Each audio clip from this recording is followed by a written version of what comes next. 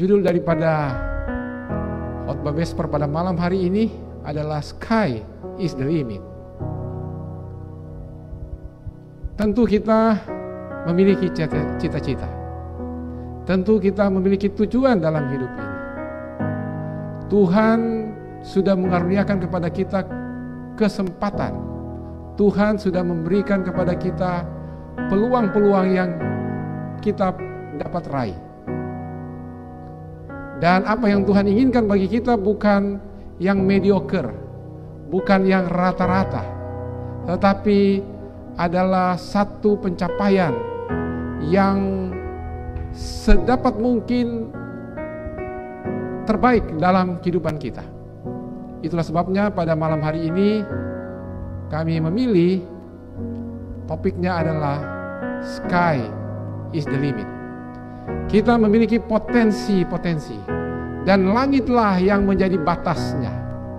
Kalau langit itu kan ada langit pertama, langit kedua, langit ketiga. Saya tidak tahu berapa jauh itu langit ketiga.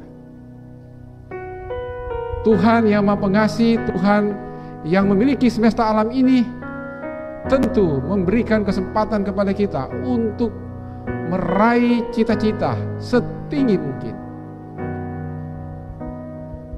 Tentu ada syarat-syaratnya bagi kita untuk kita dapat meraih semua yang menjadi cita-cita kita. Kami dari Kampus SLA mengucap syukur kepada Tuhan oleh karena kami memiliki satu tempat yang kurang lebih 10 hektar luasnya dan hijau sekali. Di saat-saat sekarang ini kami juga berterima kasih oleh karena alam yang sejuk. Kami boleh hidup di kampus ini dan dari Google kita bisa melihat di bawah kaki Gunung Soputan. Dan bunga-bunga yang ada di halaman ini sangat indah sekali. Sehingga kalau saya pergi ke suatu tempat selalu mengingat kembali untuk datang ke kampus ini. Dan untuk mencapai akan cita-cita kita, saya sangat senang sekali selalu mengutip apa yang ada di dalam Patriarchs and Prophets halaman 509. The secret of success is the union of divine power with human efforts.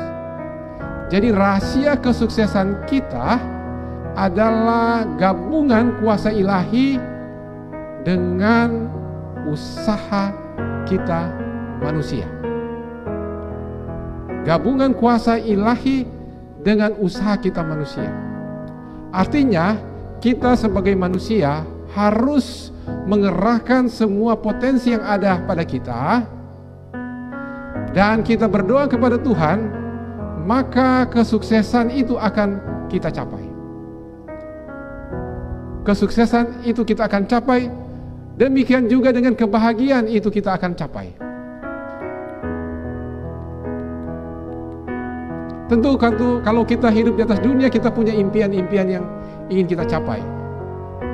Apakah kita ingin memiliki akan kendaraan, memiliki rumah, memiliki kesempatan untuk bertamasya, walaupun kondisi sekarang ini tentu tamasyanya itu bisa lokal dulu, oleh karena kondisi pandemi COVID-19.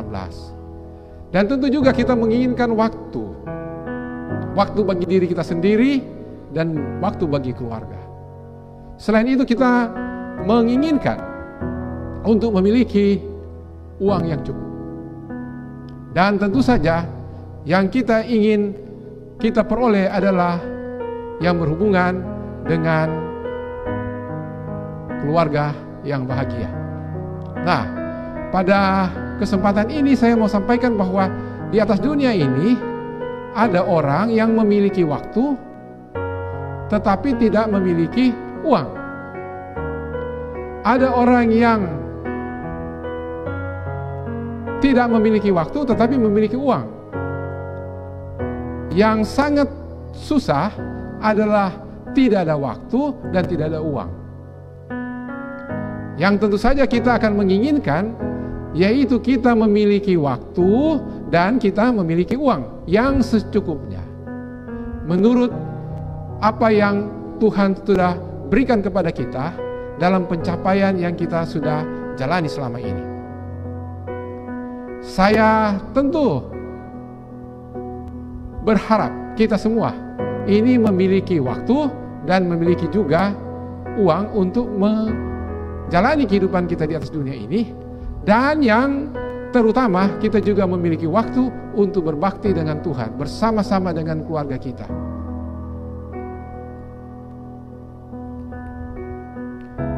Ada 7 rahasia yang saya coba ringkaskan pada malam hari ini. Setelah menjalani kehidupan di atas dunia ini kurang lebih 58 tahun, dan kami mengenal akan kebenaran sebagai seorang Kristen Advent. Kami dibaptiskan kurang lebih 45 tahun yang lalu. Jadi saya coba mencari sebenarnya bagaimana kita boleh mendapatkan kebahagiaan. Yang pertama adalah mempelajari rencana keselamatan dan menerima Yesus Kristus sebagai juru selamat pribadi kita. Kita harus mengenal diri. Kita harus mengenal pencipta. Maka terbukalah rahasia hidup itu. Barang siapa yang mengenal Tuhannya, maka dia akan mengenal siapa dirinya. Agar supaya dia tidak lupa siapa penciptanya. Agar dia tidak lupa apabila dia mencapai kesuksesan, tidak akan melupakan siapa yang menjadi pemberi kesuksesan itu sendiri. Apabila kita mencapai kesuksesan itu dengan usaha kita sendiri, kita akan tiba pada satu tempat di puncak di mana kita akan merasa kesepian. Kita akan merasa orang yang hebat kalau kita tidak mengenal siapa pencipta, siapa yang memberikan kepada kita kekuatan, siapa yang memberikan berkat kepada kita, siapa yang memberikan kemampuan kepada kita. Itu yang pertama.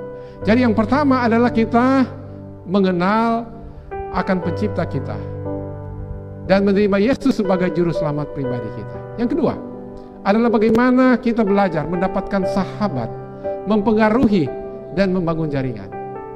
Dalam bukunya dari Dale Carnegie, How to Win Friends and Influence People, kita boleh melihat di sana bahwa ini sangat-sangat penting. Setelah melihat di dalam kehidupan, banyak orang yang memiliki potensi di bidang kognitif, banyak orang yang memiliki kemampuan dalam bidang intelektual, tetapi ada beberapa orang yang kurang memiliki yang namanya inter dan intrapersonal intelligences. Dalam buku dari Howard Gardner, seorang profesor dari Harvard University, beliau mengintroduce tentang multiple intelligences. Ada 8 multiple intelligences yang dimiliki oleh masing-masing manusia. Masing-masing kita diberikan oleh Tuhan potensi. Namun ada orang-orang yang memiliki mungkin 2 atau 3 kemampuan yang ada. Dan kalau mereka asah, mereka temukan akan potensi mereka ini, saya sangat yakin bahwa mereka akan mencapai apa yang mereka inginkan. Namun saya mau sampaikan di sini juga dari buku dari Howard Gardner menyampaikan bahwa semua intelijensi yang ada ini harus dikembangkan. Bukan hanya dalam bidang intelektual, matematika, bahasa, ataupun logika, tetapi juga dalam bidang musik, dalam bidang kinestetik, dalam bidang spasial, dalam bidang interpersonal dan intrapersonal, dan juga natural. Semuanya ini dikaruniakan oleh Tuhan kepada kita. Jadi kami di SLA mengembangkan terus yang namanya kemampuan intelligence, kemampuan ataupun kecakapan kita, bukan hanya dalam bidang intellectually, tetapi juga keseimbangan dalam bidang spiritually, dalam bidang physically atau jasmani, dan dalam bidang sosial. Dalam bidang sosial tentu seseorang itu harus memiliki yang namanya interpersonal skills, interpersonal intelligences, dan intrapersonal. Dia boleh menguasai akan emosinya, dia bisa mengatur akan kehidupannya lebih baik, mengontrol akan emosinya, dan dia memiliki kemampuan untuk berhubungan dengan orang lain. Dia memiliki kemampuan untuk membangun jaringan. Yang berikutnya, yaitu kita harus belajar dan mempraktekkan ilmu kesehatan. Banyak orang mencapai puncak karir, tetapi karena melupakan akan kesehatan, hukum kesehatan bagi dirinya, maka di usia produktif mereka itu mengidap penyakit yang membawa mati. Oleh karena apa? Mereka tidak mempraktekkan akan ilmu kesehatan. Kita sebagai umat Advent sangat berterima kasih dengan tulisan-tulisan dari Ellen G. White dalam buku-bukunya yang diringkaskan dalam satu statement, New Start, dalam satu kata, New Start, yaitu tentang nutrisi, tentang exercise, olahraga yang teratur, kemudian air yang bersih,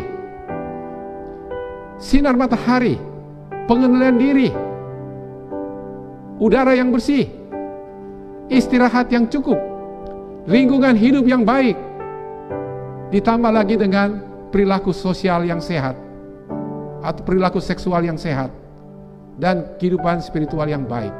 Inilah pola hidup New Start: nutrition, exercise, water, sunshine, temperance, air, rest, and transit God.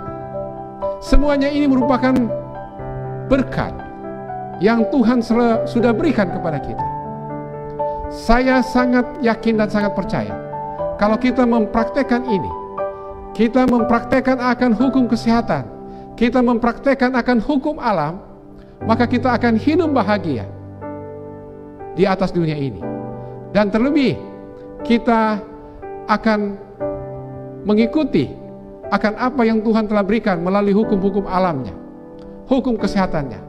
Tentu kalau bicara tentang kesehatan ini, dokter yang lebih pas untuk menceritakannya. Tetapi ini adalah merupakan rahasia yang saya dapatkan di dalam kehidupan. Yang berikutnya adalah bagaimana kita belajar tentang keuangan, mengelola akan keuangan kita, financial management. Karena keuangan ini adalah yang dipercayakan oleh Tuhan kepada kita. Apabila kita mengelola keuangan dengan baik, itu artinya kita telah mengelola dengan baik apa yang Tuhan telah percayakan kepada kita. Tuhan telah mengaruniakan kepada kita hal yang boleh kita capai di atas dunia ini melalui karir kita. Tapi apakah kita sudah memuliakan Tuhan dengan pengelolaan uang yang baik? Bagi mereka yang belum memiliki anggaran, maka ada yang saya mau introduce di sini. Di sana ada D 1, 2, 3, 4. D artinya dia duit. D, duit. Doi orang Manado bilang. 1, 2, 3, 4. Kalau kita tambah ini, 1 ditambah 2 sama dengan 3. 3 ditambah 3 sama dengan 4. Sama dengan 6. 6 ditambah dengan 4 sama dengan 10. Semua uang yang kita dapatkan, gaji ataupun keuntungan kita per minggu ataupun per bulan, kalau di total semuanya adalah 100%. Andaikan kita memiliki pendapatan, apakah itu gaji atau penghasilan yang Tuhan berikan 1 minggu 5 juta atau 1 bulan 5 juta, maka kita harus membuat anggaran, yaitu 1 mewakili 10%. 10% itu adalah merupakan perpuluhan yang kita harus kembalikan kepada Tuhan sebagai pemilik alam semesta ini, sebagai pemilik diri kita. Dan yang berikutnya 2. Ini mewakili 20%. 20% ini kita bisa gunakan, 1, untuk persembahan kepada orang yang lemah, sama seperti yang tertulis di dalam Amsal 19 ayat 17. Jikalau kita mengasihani orang yang lemah, maka kita memiutangi Tuhan.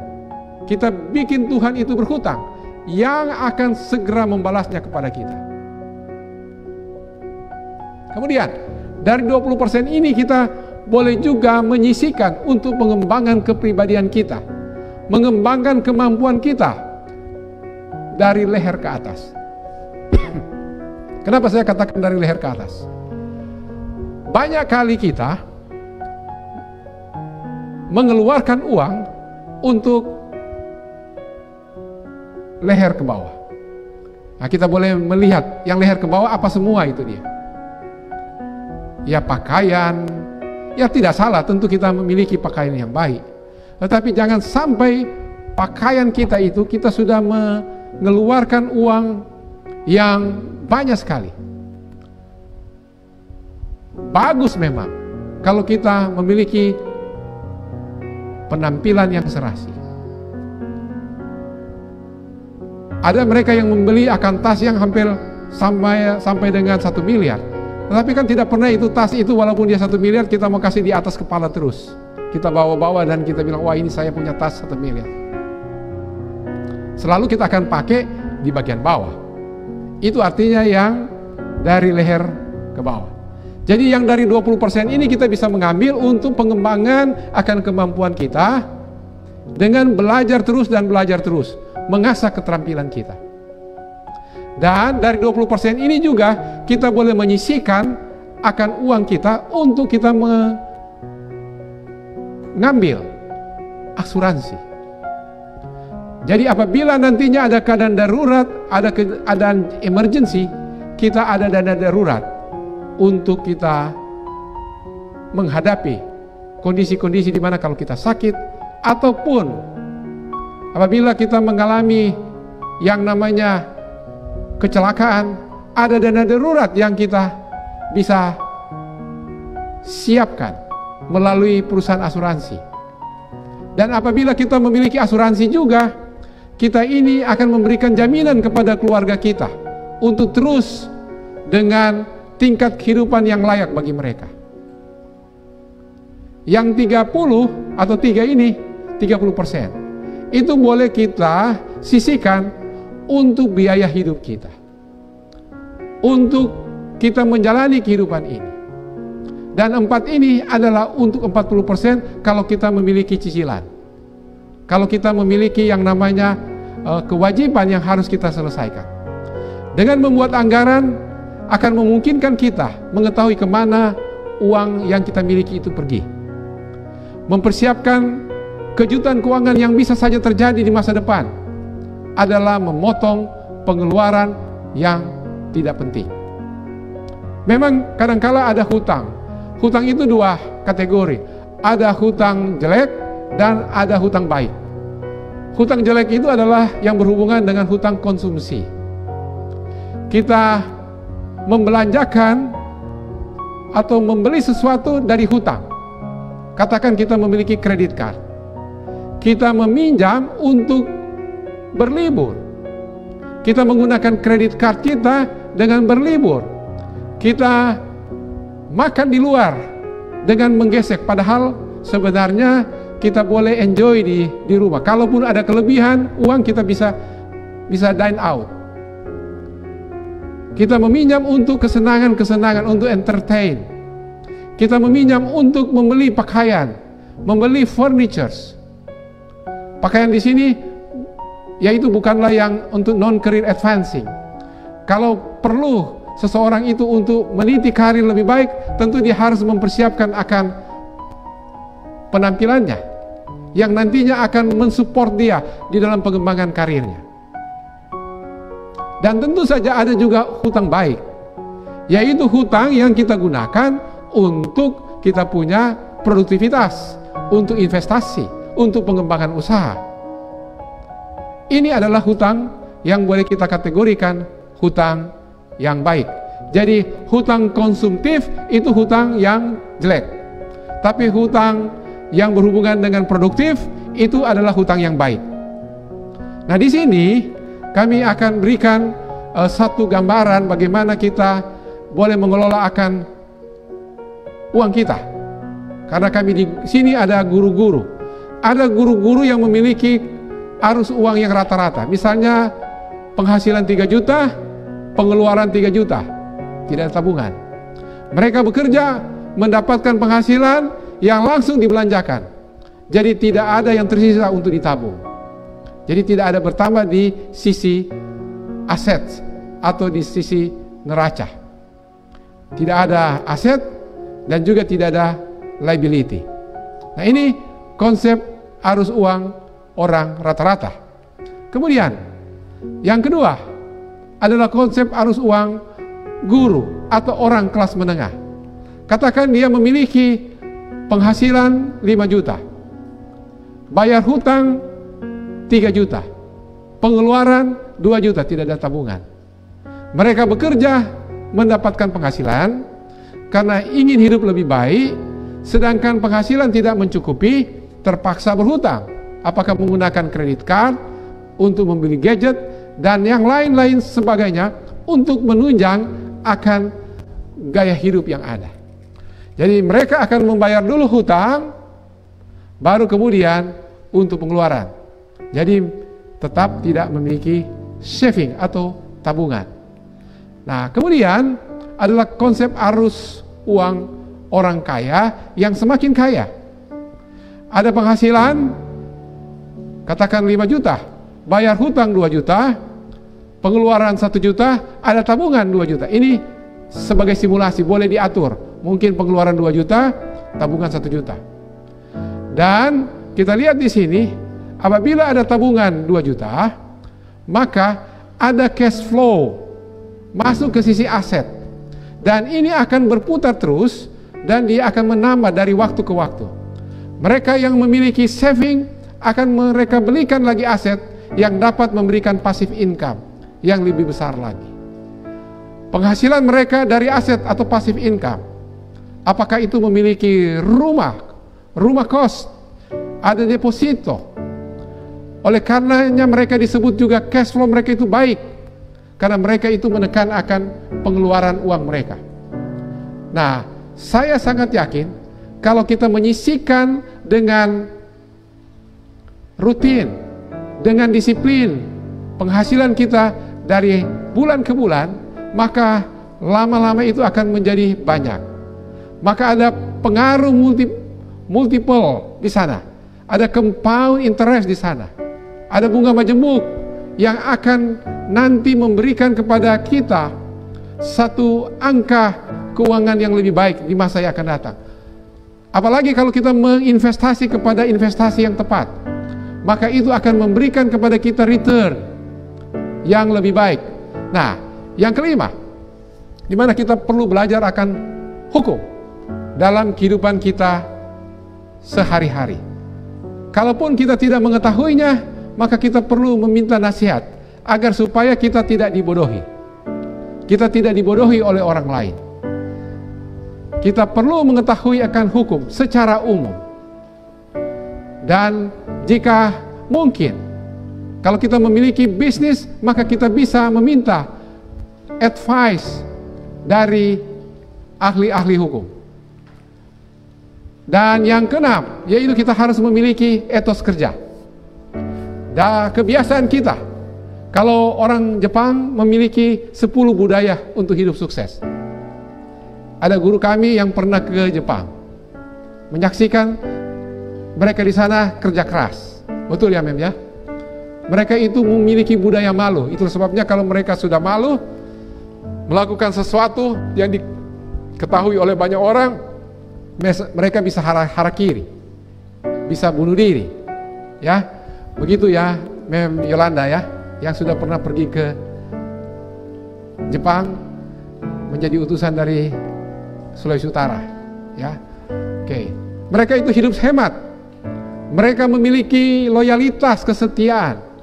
Dan terus mereka berinovasi.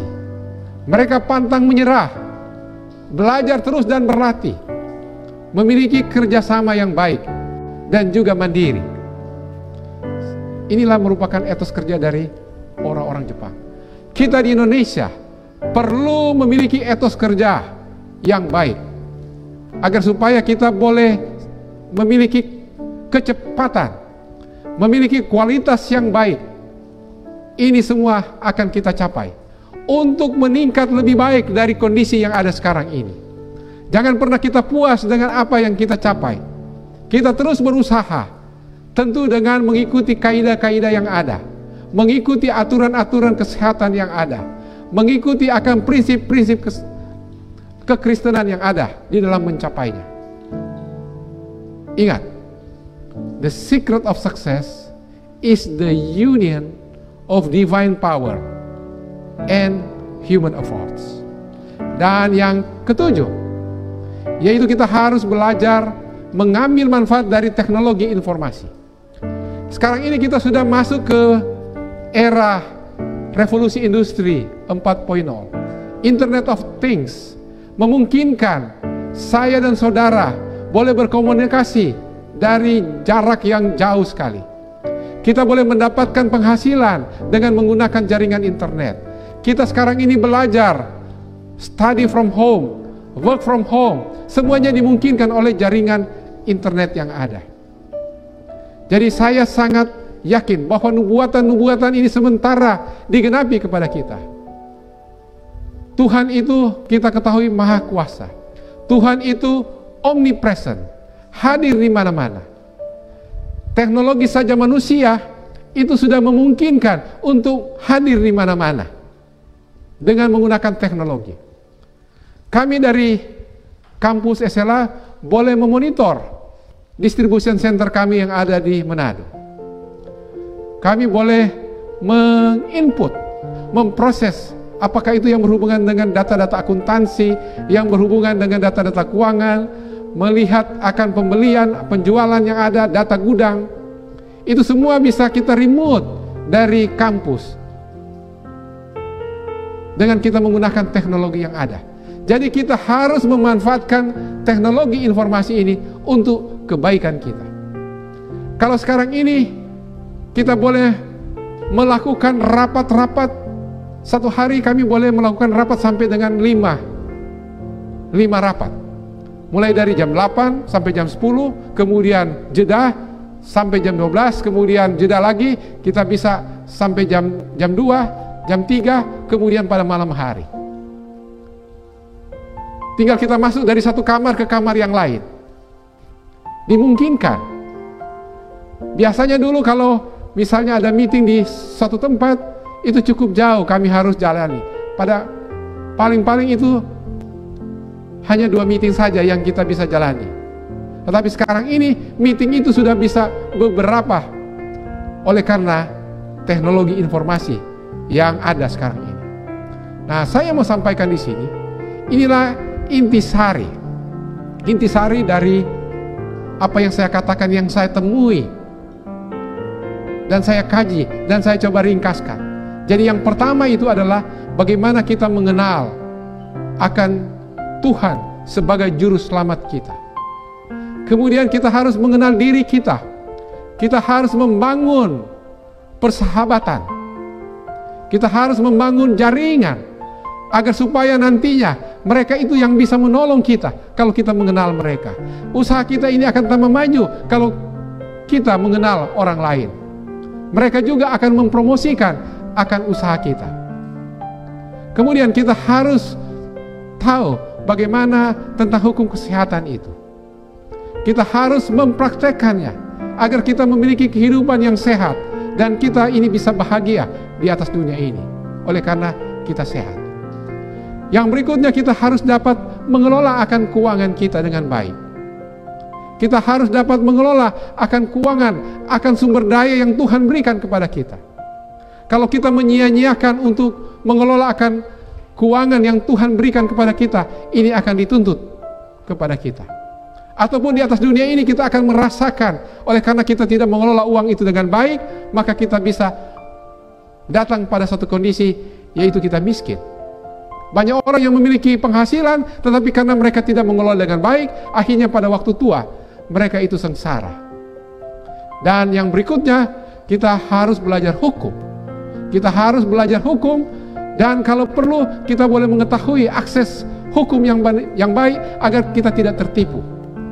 Agar kita tidak menjadi korban penipuan, ataupun hal-hal yang berhubungan dengan hak-hak kita. Dan kita juga harus mampu, kita juga harus memiliki etos kerja yang baik. Dengan kita memiliki etos kerja yang baik, Tuhan akan mempercayakan yang lebih lagi kepada kita. Tuhan akan mempercayakan kepada kita hal-hal yang lebih. Izinkan saya dalam 2-3 menit ini bersaksi bagaimana di bulan Januari tahun 2019 ada serah terima kami mengelola di SLA sebagai direktur tanggal 28 Januari. Di saat itu waktu kami mengecek ke bendahara, keuangan yang ada itu hanya 57 juta pada waktu itu. Padahal sudah akhir bulan, sudah mesti gajian. Kami tertantang bagaimana?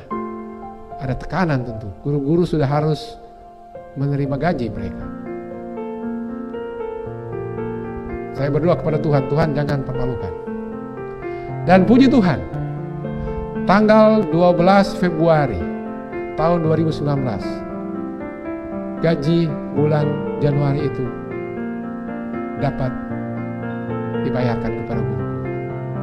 Berjalan lagi hari, tanggal 28 Februari, membayar gaji bulan Februari. Jadi dalam satu bulan, 2 kali membayar gaji dari guru-guru. Dan kemudian, di bulan Maret, tepat pada waktu tanggal gajian,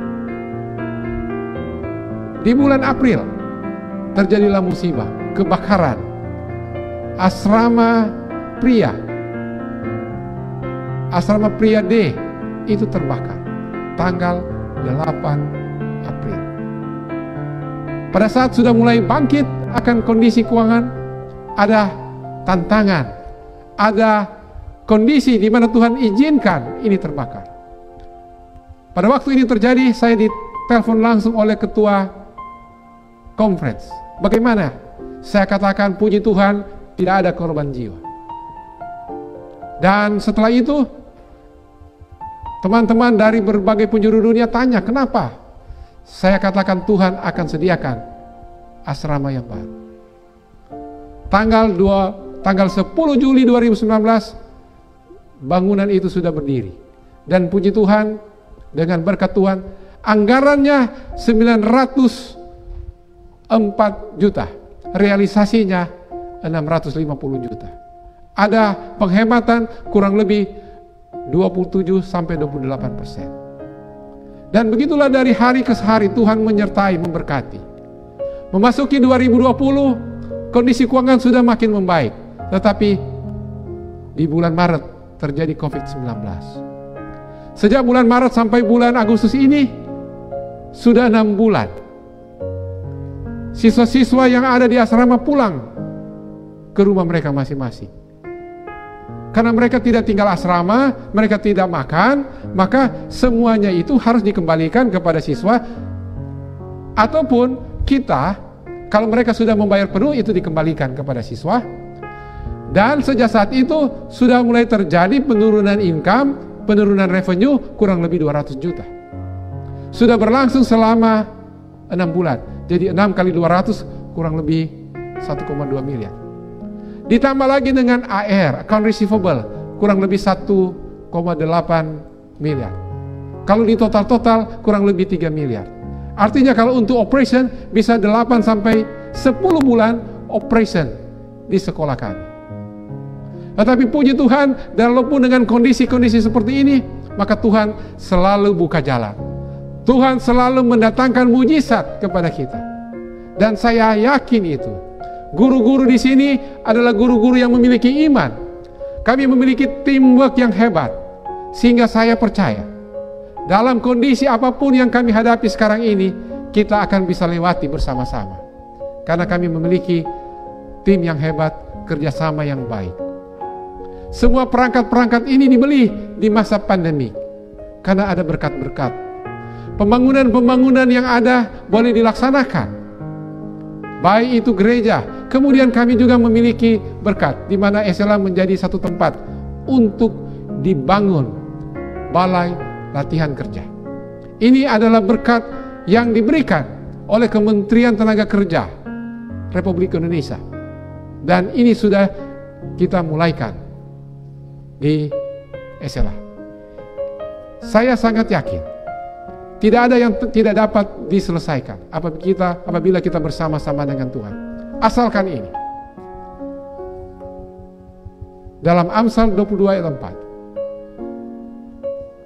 The reward of humility and fear of the Lord is wealth, honor, and life.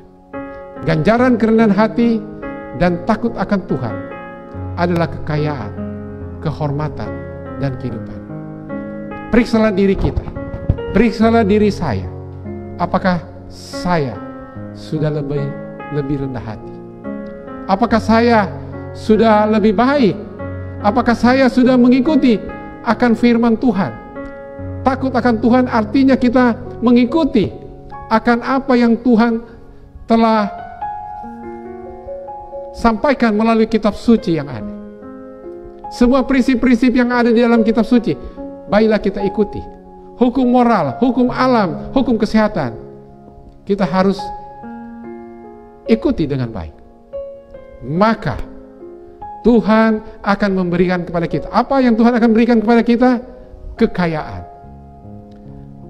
kehormatan, dan juga kehidupan. Terima kasih. Tuhan Yesus memberkati kita semua.